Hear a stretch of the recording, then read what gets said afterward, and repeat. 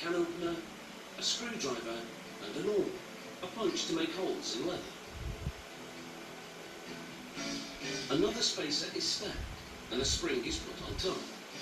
A worker tamps it down and then slides on a multi-purpose hook and a pair of scissors onto the rivets.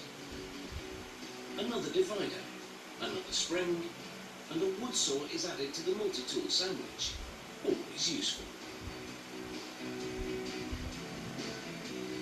The main blade, a corkscrew and a smaller blade are fitted onto the assembly. One final spacer and the rivets are secured with attachments called bushings.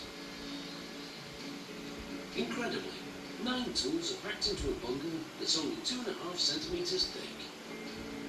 The tops of the rivets are chopped off to make them flush with the bushings, and then a spinning tool flattens them.